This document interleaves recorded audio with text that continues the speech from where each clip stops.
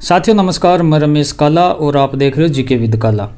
दोस्तों, आपका राजनीति विज्ञान का मॉडल पेपर आप मान सकते हो प्रैक्टिस सेट लेकर आया हूं बोर्ड परीक्षा 2023 के हिसाब से। तो आप अपनी तैयारी को जांच लें, स्पीड से रिवीजन भी मैं करवा देता हूं। मोस्ट इंपॉर्टेंट क्वेश्चन पूरी बुक के आपको मैं 7-8 वीडियो के माध्यम से आप तक पहुंचा दूंगा। प्ले लिस्ट में जाकर आप जरूर देख लें। पहला हमारा प्रश्न है, द्वितीय विश्व युद्ध के उपरांत कौन सी दो महाशक्तियां उभर कर सामने आई थी? तो सभी को पता है, हमने डिटेल से पढ़ा था। दूसरा विश्व युद्ध 1939 से 45 के बीच हुआ था। 45 में हिरोशिमा नागासाकी जो पंजाब के शहर थे उस पर अमेरिका ने बम गिराए थे और वहाँ से अमेरिका वो उभरता हुआ नजर आ रहा था। लेकिन साथ ही साथ यूएसएसआर सोवियत संघ है वो भी महाशक्ति के रूप में उभरा। तो हमारा ये क्वेश्चन था कि द्वितीय विश्व युद्ध के बाद कौन सी दो महाशक्तियां उभर कर सामने आई? तो एक तो लिख देंगे हम संयुक्त राज्य अमेरिका और दूसरा लिख देंगे हम सोवियत संघ। ठीक है। शीत युद्ध का चरम बिंदु क्या था? सभी को पता, सिंपल सा क्वेश्चन है, क्यूबा मिसाइल संकट। मित्र राष्ट्रों की अगुवाई कौन से देश कर रहे थे? तो जो ये विश्व युद्ध हुए ये दो गुटों के बीच हुए, एक मित्र राष्ट्र एक धुरी राष्ट्र। तो मित्र राष्ट्र में कौन कौन से देश थे, धुरी राष्ट्र में कौन कौन से देश थे, ये आपको थोड़ा सा याद रख लेना है। मित्र राष्ट्रों में अमेरिका, सोवियत संघ, ब्रिटेन और फ्रांस। आप देखें, सोवियत संघ है वो मित्र राष्ट्र का ही देश था, लेकिन उसके बाद भी ये आमने सामने हो जाते हैं। शीत युद्ध के माध्यम से होता है ऐसा, अपने अपनों के दुश्मन हो जाते हैं। धुरी राष्ट्र में जर्मनी, इटली, जापान थे। ये याद रखना आपको कि मित्र राष्ट्रों में क्या कौन कौन से देश थे। तो सोवियत संघ हो गया, अमेरिका हो गया, ब्रिटेन हो गया, फ्रांस हो गया। दूरी राष्ट्र में जर्मनी, इटली, जापान हो गया। अमेरिकी नेतृत्व वाले पश्चिमी गठबंधन की विचारधारा क्या थी? सिंपल सा क्वेश्चन है। जब दो गुट थे तो इस अमेरिकी गुट वाले के गठबंधन की विचारधारा वो पूंजीवादी थी। ठीक है जी। अगस्त 1945 में जापान के किन दो शहरों पर परमाणु बम गिराए गए? हमने जिक्र किया, हिरोशिमा, नागासाकी। याद हो गया होगा आपको। उत्तरी अटलांटिक संधि संगठन नाटो की स्थापना कब हुई? वेरी वेरी मोस्ट इंपॉर्टेंट, अप्रैल 1949 में। एक मेरा व्लॉग चैनल है, इस वीडियो के नीचे डिस्क्रिप्शन में लिंक है, व्लॉग बनाते हैं, आप सपोर्ट करें, उस चैनल को सब्सक्राइब करें। नाटो का पूरा नाम नॉर्थ अटलांटिक, तो ये आपका क्या हो जाएगा कि अटलांटिक संधि संगठन हो जाएगा। ठीक है जी। वार्सा संधि की स्थापना का मुख्य कारण क्या था? वार्सा संधि की स्थापना का मुख्य कारण नाटो में सम्मिलित देशों का यूरोप में मुकाबला करना था, कि यूरोपीय देशों का वो मुकाबला कर सके, इसलिए नाटो की स्थापना की गई। फिर सीटो का विस्तृत रूप आप देख सकते हो, South East Asian trade organization. ठीक है जी। दक्षिणी पूर्वी एशियाई संधि संगठन, सीटो। ठीक है। मार्शल योजना से क्या समझते हैं? तो अमेरिका ने यूरोप की अर्थव्यवस्था के पुनर्गठन हेतु जो सहायता की वह मार्शल योजना के नाम से जानी जाती है। अब क्या हो रहा है देखो, मार्शल योजना क्या थी? अमेरिका ने यूरोप की अर्थव्यवस्था को पुनर्गठित करने के लिए, यूरोप की अर्थव्यवस्था अस्त व्यस्त हो गई थी शीत युद्ध में, और उसको पुनर्गठित करने के लिए अमेरिका ने सहयोग किया। उसे मार्शल योजना, मार्शल लॉ कहा जाता है। फिर NPT LTBT का पूरा नाम, तो ये परमाणु प्रसार संधि और ये होगा सीमित परमाणु परीक्षण संधि। ये दो नाम थोड़े से याद रख लेने आपको। शीत युद्ध से आप क्या समझते हैं? तो शीत युद्ध से हमारा अभिप्राय उस अवस्था से है जब दो से अधिक देशों के मध्य तनावपूर्ण वातावरण तो है, लेकिन वास्तव में कोई युद्ध न हुआ हो। नव अंतर्राष्ट्रीय आर्थिक व्यवस्था के लिए मांग किस सम्मेलन में की गई? तो नव अंतर्राष्ट्रीय आर्थिक व्यवस्था के लिए मांग है वो अल्जीरिया शिखर सम्मेलन में की गई। कहाँ की गई? अल्जीरिया शिखर सम्मेलन में। नेक्स्ट क्वेश्चन आप देख लें दोस्तों, गुट निरपेक्षता का मूल अभिप्राय क्या है? तो गुट निरपेक्षता का अभिप्राय सभी गुटों से अपने को अलग रखना। गुट निरपेक्षता वो होता है जो गुट बने हुए थे, एक तरफ अमेरिका था, एक तरफ सोवियत संघ था, और भी गुट हुए थे। ठीक है। तो सभी गुटों से अपने आप को अलग रखना, स्वतंत्र नीतियों को अनुसरण करना, वही गुट निरपेक्ष कहा जाता है। बगदाद समझौता किस नाम से जाना जाता है? तो सेंटो के नाम से जाना जाता है। ट्रूमैन सिद्धांत क्या था? तो साम्यवाद को रोकने के लिए अमेरिकी राष्ट्रपति ट्रूमैन का ये सिद्धांत था, साम्यवाद को रोकने के लिए। बर्लिन की दीवार बहुत ही महत्वपूर्ण है भाई, 1961 में तो बनाई गई थी इसको, और 9 नवंबर 1989 को इसको गिराई गई थी। तो कब गिराई गई? 9 नवंबर 1989 को। बनाई कब गई थी? 1961 को। भारत में सोवियत संघ के साथ आपसी मित्रता की संधि पर कब हस्ताक्षर किए गए? 1971 में। जर्मनी का एकीकरण वेरी वेरी मोस्ट इंपॉर्टेंट, एकीकरण 1990 में हुआ था। गुटनिरपेक्ष आंदोलन के प्रणेता महत्वपूर्ण है, तो गुटनिरपेक्ष आंदोलन के प्रणेता है भारत के जवाहरलाल नेहरू, मिस्र के जमाल अब्दुल नासिर, यूगोस्लाविया के जोसेफ ब्रोज टिटो, घाना के एनक्रूमा, इंडोनेशिया के सुकर्णो थे। शीत युद्ध के काल में 3 पश्चिमी तथा अमेरिकी गठबंधनों के आपको नाम बताने हैं दोस्तों। तो एक तो हो गया उत्तरी अटलांटिक संधि संगठन जिसे नाटो कहते हैं, एक दक्षिण पूर्वी एशियाई संगठन जिसे सेंटो कहते हैं, एक केंद्रीय संधि संगठन जिसे सीटो कहा जाता है। Towards a new trade policy for development शीर्षक में एक रिपोर्ट कब प्रस्तुत की गई?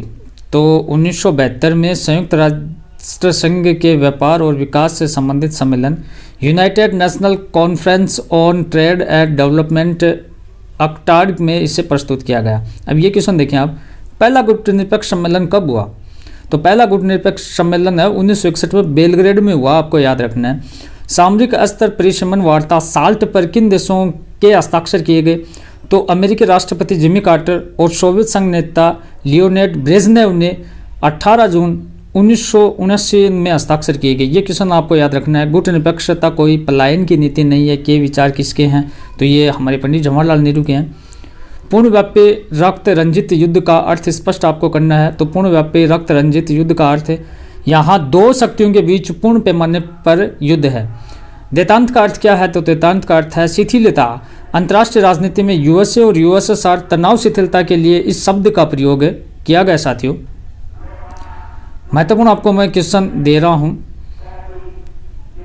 निशस्त्रीकरण का अर्थ क्या है? तो निशस्त्रीकरण का अर्थ है कि परमाणविक व अन्य हथियारों को सीमित और समाप्त करना। UNCTAD का विस्तृत नाम तो ये संयुक्त राष्ट्र संघ व्यापार विकास सम्मेलन, ठीक है जी, United Nations Conference on Trade and Development. और परमाणु बमों के गुप्त नाम क्या थे? तो लिटिल बॉय और फैटमैन। क्या थे परमाणु बम जब वो हिरोशिमा नागासाकी पर गिराए गए थे, उनके गुप्त नाम क्या थे दोस्तों? तो लिटिल बॉय और फैटमैन। अब ये लघुतरात्मक क्वेश्चन मैं आपको पहले बाद में बताऊंगा, पहले अगले टॉपिक के छोटे क्वेश्चन मैं आपको करवा देता हूँ। इस टॉपिक से हमें 2 ध्रुवीयता के अंत के जो क्वेश्चन बन रहे हैं, क्योंकि हम सिस्टम से सभी को पढ़ेंगे एक बार, सारे छोटे फिर बड़े, तो आपकी आसानी रहेगी, वीडियो भी छोटे छोटे बनेंगे, है ना, और कई लेसन को आपको देखने को मिल जाएगा। अब देखो जी, 2 ध्रुवीयता का अंत 2 का पार्ट है। सोवियत संघ ने कब अफगानिस्तान में हस्तक्षेप किया था? तो 1979 में। सोवियत संघ के विघटन की घोषणा कब की गई? तो सन 1991 दिसंबर माह में की गई थी। सोवियत संघ पर कम्युनिस्ट पार्टी ने कितने सालों तक शासन किया? 70 साल तक किया। जून 1991 में रूस के राष्ट्रपति कौन थे? तो बोरिस येल्त्सिन थे। सोवियत संघ के विघटन का अंतिम और तात्कालिक कारण क्या था? राष्ट्रीयता और संप्रभुता के भाव का उदय था। शीत युद्ध की समाप्ति के बाद विश्व के किस प्रकार की स्थिति बनी? तो अमेरिकी प्रभुत्व वाली एक ध्रुवीय विश्व की स्थिति बनी। शीत युद्ध की समाप्ति के बाद राजनीतिक रूप से कौन सी धारणा सर्वश्रेष्ठ रूप से उभरी? तो उदारवादी लोकतंत्र की धारणा। शॉक थेरेपी की सर्वोपरि मान्यता क्या थी? मिल्कियत का सबसे प्रभावी रूप निजी स्वामित्व का होना। रूस की मुद्रा क्या है? तो रूबल है रूस की मुद्रा। विश्व के तेल और गैस के बड़े उत्पादक देश कौन से हैं? तो रूस है, कजाकिस्तान है, तुर्कमेनिस्तान है, उज्बेकिस्तान है, अजरबैजान है। रूस किन राज्यों को अपना निकटतम विदेश मानता है? तो मध्य एशिया के सभी राज्यों को। बर्लिन की दीवार का प्रतीक क्या है? तो शीत युद्ध का प्रतीक है बर्लिन की दीवार शीत युद्ध का प्रतीक है दोस्तों। यूएसएसआर का पूरा नाम बताना आपको, तो सोवियत समाजवादी गणराज्य। बर्लिन की दीवार कब बनाई गई? 1961 में बर्लिन की दीवार बनाई, पश्चिमी बर्लिन और मध्य बर्लिन की दीवार बनाई गई थी, ठीक है जी। पूंजीवादी दुनिया और साम्यवादी दुनिया के बीच विभाजन का प्रतीक किसे कहा गया है? तो बर्लिन की दीवार को। पूर्वी जर्मनी की आम जनता ने बर्लिन की दीवार को कब गिरा दिया था? 1989 में। ये चीज़ें हमने देख ली। रूस में समाजवादी क्रांति कब हुई थी? 1917 में, जिसे बोल्शेविक क्रांति कहते हैं। सोवियत राजनीतिक प्रणाली की धुरी कौन सी पार्टी थी? तो धुरी थी वो कम्युनिस्ट पार्टी थी साथियों। समाजवादी खेमे के देशों को इतिहास में किस नाम से जाना जाता है? तो समाजवादी खेमे के देशों को दूसरी दुनिया के, समाजवादी को क्या माना जाता है? दूसरी दुनिया। दूसरी दुनिया का नेता कौन था? तो दूसरी दुनिया का नेता समाजवादी सोवियत गणराज्य था। 1985 में सोवियत संघ की कम्युनिस्ट पार्टी के महासचिव कौन थे? तो मिखाइल गोर्बाचेव थे।